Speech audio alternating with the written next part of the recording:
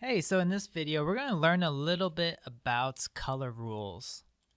All right, so color rules, why do you need them? Well, you need them because so that you don't create something like this. All the colors in this are clashing with each other and it really hurts your eyes. So the colors are fighting each other instead of working together, right? All right, so in this next section, we're going to talk about the three color models. So the color wheel is going to be the basis of the next few slides. So if you do graphic design or multimedia design, you will see this color wheel a lot, and it's very useful to use in your daily work. Okay, so the three color models.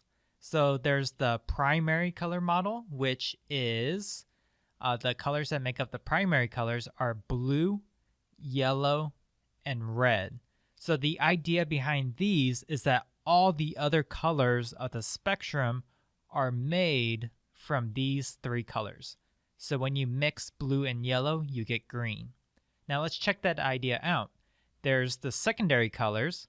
So that is when you mix blue and yellow, you get green.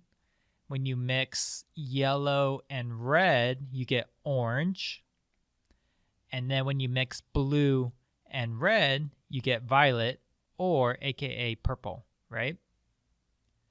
Then the last one is something called the tertiary systems. So what do you think those are? So those are if you mix a primary color, so we have yellow here, and a secondary color, so we got green. So if you mix the primary yellow and the secondary green, you make yellow green. So those are the colors that are going to be in between filling in the color wheel. All right, the next concept is color harmonies. So how do you make sure that your colors work together? So here's the secret. I'm going to teach you about three of them, I believe. So the first one, number one here, is the color harmony complementary.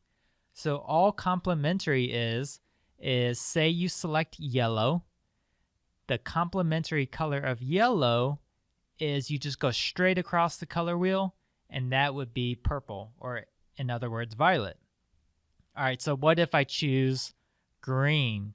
What is the complementary color of green? Well, if we go all the way across, the complementary color is red. Okay, so the benefit of this, so let's say pros, is that it's very high contrast. It is as high contrast as you can get. So these colors will really stand out from each other. The cons is that you have to be careful. I'm going to say you have to have a primary color. Okay, do not use these in equal weights in your project, right? So if you make a project with these two colors, one color has to dominate and be the primary color. So you have to use more green than you use red. You have to use red very subtly in your design. The next color harmony is a harmony called analogous. So in this one, it's basically the three colors next to each other. So if I picked yellow-green as my primary color, the analogous colors will be green and yellow. Now, what if I chose, let's say, blue? Okay, so that's my primary colors. The analogous colors would be blue-green and blue-violet. So the pros of this is that they're very pleasing. Usually you see these color combinations more in nature. So they're very calming. They work together. The cons of this is that there is little contrast.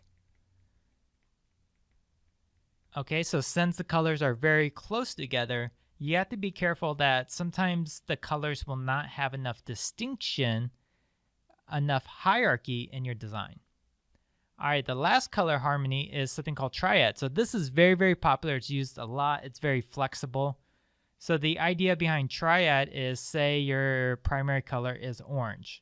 The other two colors that you want to use are in 120 degrees from that color. So this is 120 degrees. And so we got green and violet.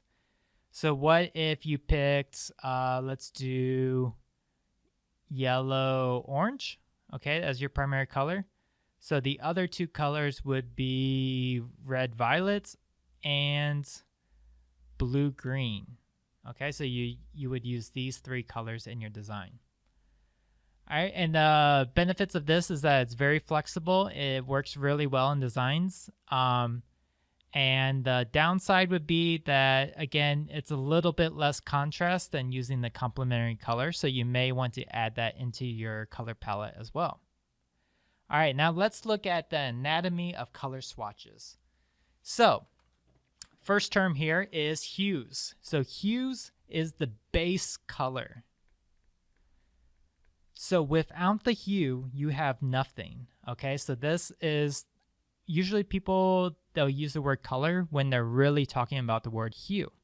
Okay, so you see all the base hues, 100% saturation right here. The next one is tints. So how do you make a tint? You see the hues and then the tints. To make a tint, you're going to take white and mix it with the color to create the tint. Now, depending on how much white you mix with the hue, depends on how light, how desaturated that color is going to get. The next anatomy is shades. So if tints is you mix with white, shades is mixing with black.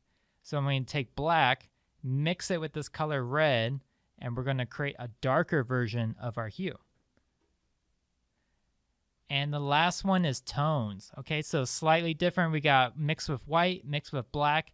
This is mixing with gray. Okay, so we're taking gray, mixing it with the red, and creating this color here. Now the thing with tones is that they're not brighter or darker, they're just less saturated. So it's desaturating the color to make it less intense. So why this is good is most designs don't have a pure hue in the design. That's usually reserved for like children's stuff. You know, when you look at children toys, it's very saturated color. It's very saturated blue, right? But in more grown-up professional designs, you're probably going to use a more desaturated version of the color to get that more adult, mature look. All right, so that's this section on the anatomy and the color wheel. So I will see you in the next lesson on color.